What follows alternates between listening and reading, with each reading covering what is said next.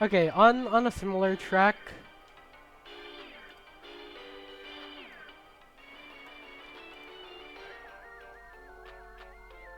Hi everyone. Yeah, on a similar track to the end of last video, let's do the blue path for H3. Again, this being the intro. Where is it? This is the second encounter. I am counting both encounters in these twin spaces because, I mean, yeah, you have to kill both of them to actually progress the level, and they spawn in the same time, you know. So I count these as the same encounter, both the Maurices and the Cerberus, and then the Swords Machine and the drones, I think, or the no Street Cleaners, I think. This is it's a pretty good room. It's a pretty good room. I don't know. I don't know. It's a pretty good room. It is quite a bit of a surprise as well when, like, it's a good fleshing out of the two places one space concept. And for the same reason, I'll put this in the A. Because hey, we finally got water level for one room. One room. We got water room. And it is pretty cool how, yeah, the water slowly rises and falls. And as gluttony sinks back in and out, it flows back in and out as well. It's also very funny to do this level upside down, by the way. Like the videos I did.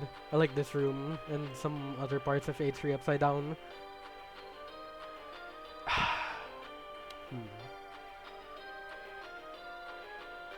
Mirror Reaper. Do I do Mirror Reaper now? No.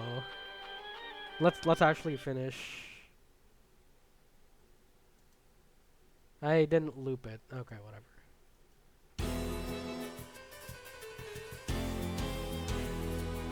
Let's finish Blue Path. Hold on. Rage Bait Room.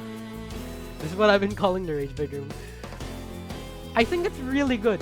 People hate on this room a lot. I think this is one of the rooms that people have a reason, that people are like posting about, like, oh, I hate Gutterman. In this layer, it's to be fair, yes, like from a first playthrough perspective, it is very confusing how to deal with this room. Which, by the way, I never uploaded my first playthroughs of A3 and A4. Not that it really matters because I wasn't really speaking anyway, so it's just like, because people came inside here, so I couldn't use mic anymore. But yeah, I mean, I posted here and stuff anyways that I found. So yeah, this room is not as bad as, like, we'll say it is. But I will say I did get stuck for like 2 minutes because it's like, bro, where's the next encounter? And it's just like, the Providence is just hiding. Because it has like no reason to pathfind to you, so if you don't kill it and you don't realize that you didn't kill it because you thought your like rail cannon shot actually hit it, then yeah, you'll be stuck here for like 2 minutes. But it's still a very cool room. Still a very cool room.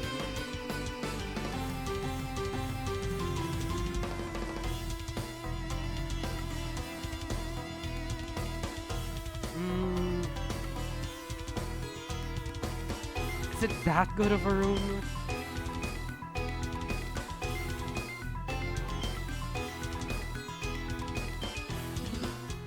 It's also partially because of its violence and fraud. But no, not really.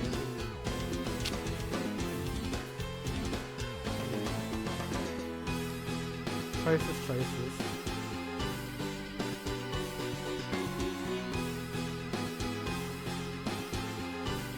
I think it's a pretty survivable room.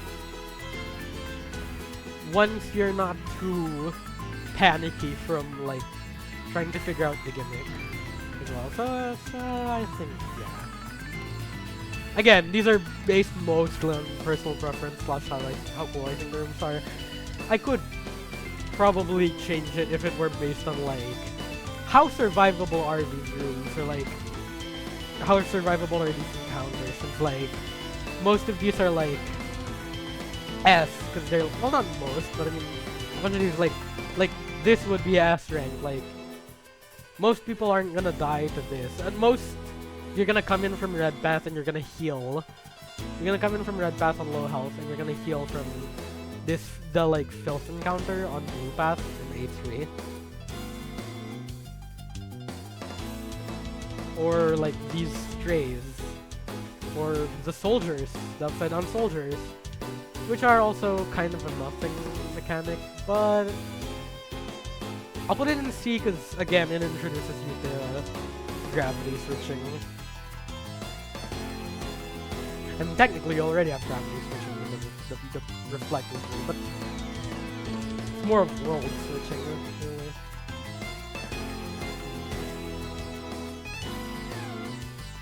Let's see. It's not obvious from this screenshot. Also, again, this is soldier, the 3 soldiers after government there. It's not obvious from this screenshot. Sorry, I literally took all of these live. Like, I didn't bother like doing cheats and like no UI and stuff, so that it's obvious like who the enemies are. This is the street cleaner one. This is the street cleaner jump scare. It's gotta be an S. It's iconic. It's iconic, you know, the street cleaner jump scare. This joke's been happening since fucking 1-2. How many times has street cleaner jump scare even happened actually? It happened in 1-2. Would it count as happening in 1-3? Because of the... Where am I thinking of the street cleaners? Because if the street cleaner is coming from the wall in 1-3, after you get the red skull. Well, no. Okay, there's... Yeah, at the very least there's this. There's 1-2, which is the original version. Because it's also where street cleaners show up. There's P2. I'm trying to think back if any other levels had street cleaner jump scare before P2. And, like, I mean, after 1-2, obviously.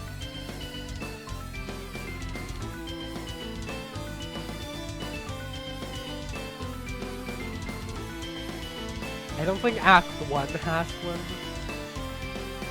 Again, after that 1-2 intro anyways.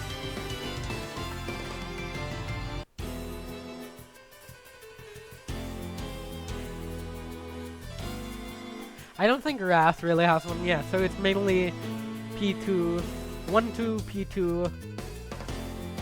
They show up in 7-1. They do show up with a mannequin.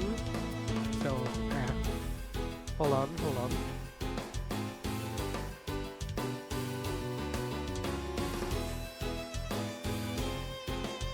Okay, anyways. Yeah, and then they show up here in the 8-3. Which, by the way, I think I missed this. It's kind of easy to miss some rooms if you're just wandering around. Sometimes it's very hard to find the next room.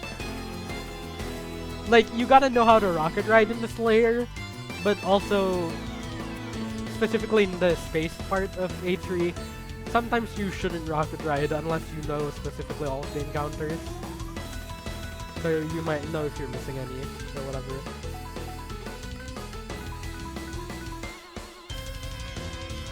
Okay, this is an intro.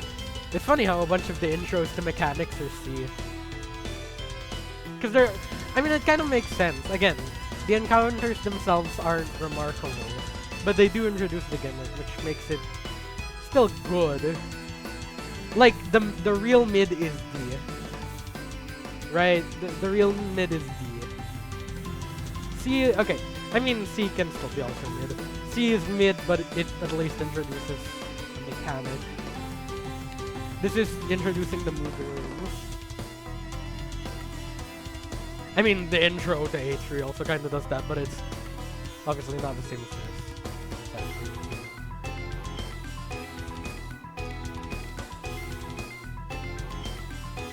I'm just gonna keep these in the order I rank them. I was thinking of ordering them in what order they actually show up within each tier.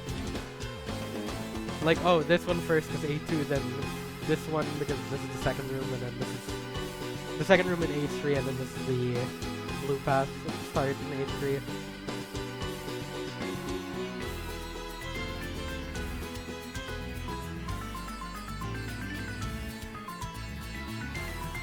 This limbo room isn't... This limbo room is longer.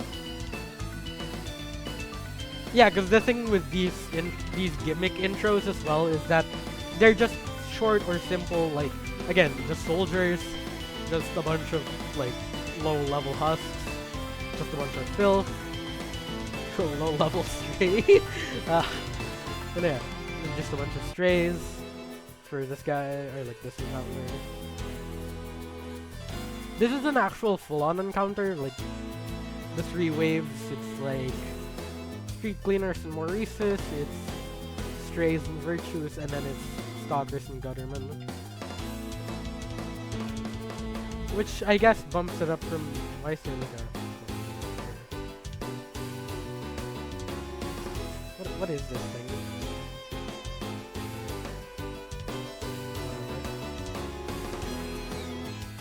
But yeah, this would be a D because the mechanic of the rooms, like mechanically switching up slash like sliding over have always been introduced.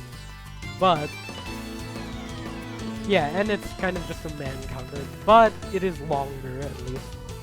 So it's good to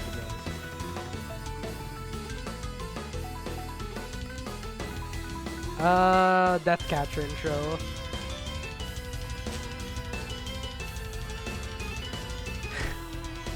I mean, as some people have commented on the Deathcatcher teaser, like, it's pretty funny how it's just dramatic curtain, which actually, considering everything we know about Hell at this point, and the fact, you know, there's the whole theater, like the theater fake wall when you try to go too far, like when you try to go to what is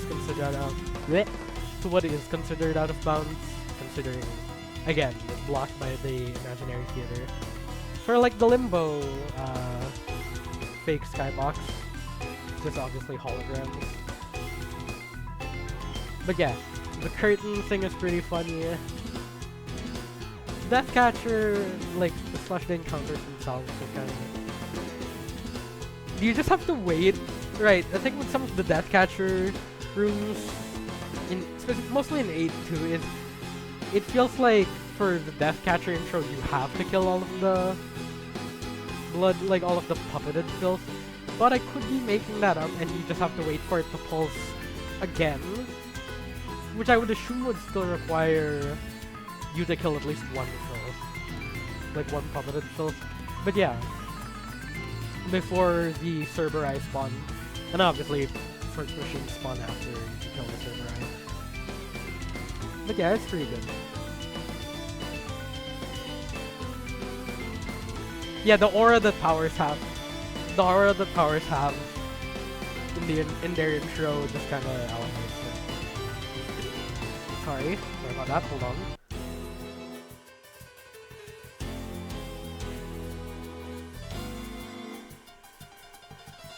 Yeah. There's one more before ending the video. This one's pretty cool. Pretty cool. Okay, this one's pretty cool because it's infinite hallway, but it's